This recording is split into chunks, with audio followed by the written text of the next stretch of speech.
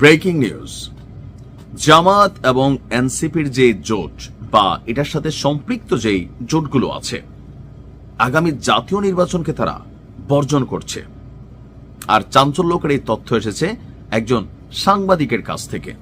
তবে কে এই সাংবাদিক, তার মোটিভ কি, তার কাছে কি জামাতের কোনো যে নির্বাচনী আয়োজন যে তাদের যে পরিচালনা কমিটি আছে তারা কেউ বক্তব্য দিয়েছে অথবা এনসিপি দিয়েছে? না। ডাক্তার জাহেদ নিজ থেকে মাঝে মাঝে পাগলের মতন প্রলাপ বকেন। চিনছে তো ডাক্তার জাহেদ রে, যে বাবরিওলা চুল, সাংবাদিক ইলিয়াস খাটখোট কাঁপাই দিছিল যেই জাহেদের এরকম লম্বা করে। তো আমি ওনার একজন কি বলা হয় যে দর্শক, ওনার কথা শুনি, বিশ্লেষণ শুনি, ভালোই লাগে, যথেষ্ট যুক্তি দিয়ে বিশ্লেষণ করেন। তবে কিছু কিছু বিশ্লেষণে আমার মনে হয় যে অতিরঞ্জিত করেন, হালকা পাকনামিও করেন ডাক্তার জাহেদ। জামাত এবং এনসিপি জোট তারা নির্বাচন বর্জন করছে, জাহেদের কেন মনে হয়েছে? এখন বাবা তোমার মনে হয়েছে জাহেদ, এটা তোমার ভিতর রাখো। এখন তুমি যখন এটা পাবলিকলি এরকম জানাচ্ছ, তো মানুষ কি ভাবে? ডাক্তার জাহেদ কিন্তু শতভাগ ইসলামিক রাজনৈতিক বিরোধী একজন ব্যক্তি।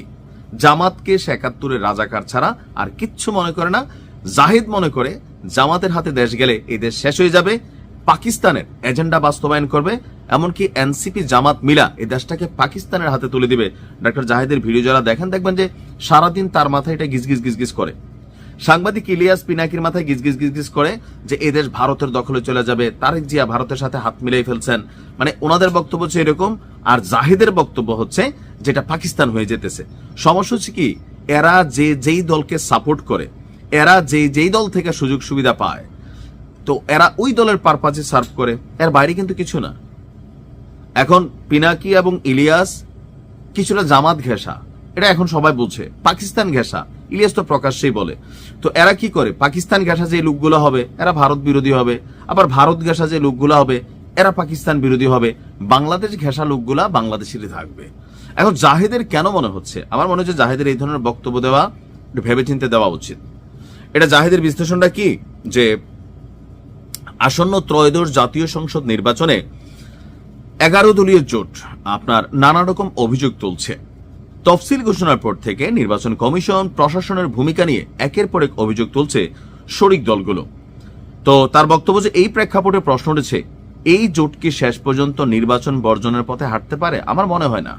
জামাতের যে রাজনৈতিক প্রচার প্রচারণা এটা তারা চালাচ্ছে, বিএনপির যতটুকু প্রচার প্রচারণা দরকার সবাই চালাচ্ছে। এখন জাহেদের কেন মনে হইতেছে? জাহেদ তো বিএনপির নীতি নির্ধারণী কমিটির কেউ না, সাংবাদিক। তো জাহেদের মনে হচ্ছে একাধিক সম্ভাবনা একবারে উড়িয়ে দেওয়া যায় না। কেন? মনোনয়ন প্রত্যাহারের দিন পার হয়ে প্রতীক বরাদ্দ হলেও কোন জোট চাইলে নির্বাচন থেকে সরে আসার ঘোষণা দিতে পারে, অতীতে এমন নজির আছে। বিএনপি এবং জামাত এবং এনসিপির পক্ষ থেকে অভিযোগ যে প্রশাসন এবং নির্বাচন কমিশন কার্যত বিএনপির পক্ষে কাজ করছে।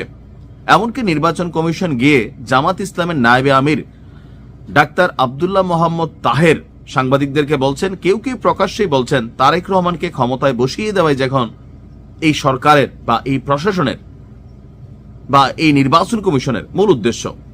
এসব অভিযোগের পেছনে দুই ধরনের উদ্দেশ্য থাকতে পারে। একদিকে একটি প্রশাসনের উপর চাপ তৈরির কৌশল যা গণতান্ত্রিক দৃষ্টিকোণ থেকে যুক্তিসঙ্গত, অন্যদিকে ভবিষ্যৎ নির্বাচন বর্জনের যুক্তি তৈরির প্রস্তুতিও হতে পারে। যদি ধারাবাহিকভাবে বলা হয় লেভেল প্লেইং ফিল্ড নাই, তাহলে এক পর্যায়ে বলা সহজ হয় এই নির্বাচনে অংশ নেওয়ার কোনো অর্থ নেই। জাহেদের বক্তব্য যেগুলা বিভ্রান্ত তরিকারী। আমার মনে হয় না যে জামাত ৭১-এর পরে এত সুদিন জামাত কখনো দেখছে, আর এতটুকু প্রশাসন সিস্টেম তার পক্ষে পাইছে, বা এতটুকু জামাতের পক্ষে জনমত তৈরি হয়েছে যতটুকু হয়েছে। এই সিস্টেমটা বা এই সুযোগটা জামাত এটার কাজে না লাগে কি করবে? ডক্টর ইউনূসের ক্ষমতায় বসে রাখবে? জামাত তো পাগল তো না। আর এনসিপির কি, আর তো কোনো রাজনৈতিক ব্যাকগ্রাউন্ড নাই। আর এইবার নির্বাচনেও এনসিপির যতটুকু এখনো 2-10% ভোট আছে, 2-10টা ভোট আছে, এইটাও যত দিন যাবে এদের কমবে, কারণ এদের কর্মকাণ্ড বিতর্কিত। দুই একটা ছেলে ছাড়া, হাসনাত আব্দুল্লাহ এবং ধরেন তাসনিম যারা ছাড়া বাকি যা আছে এখানে সবগুলো বিতর্কিত। তো আপনি হাসনাত আব্দুল্লাহ নিয়ে টুকটাক বিতর্ক আছে, কিন্তু তো সবকিছু মিলিয়ে জামাত এবং এনসিপি এই নির্বাচন বর্জন করবে কোনোভাবে মনে হয় না।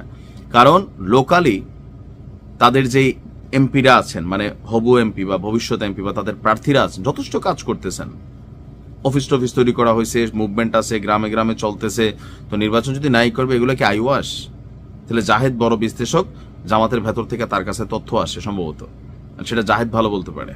বাট আমার কাছে মনে হয় না এটা বিভ্রান্ত ছড়ানো ছাড়া আর কোনো কিছু। ভালো থাকুন।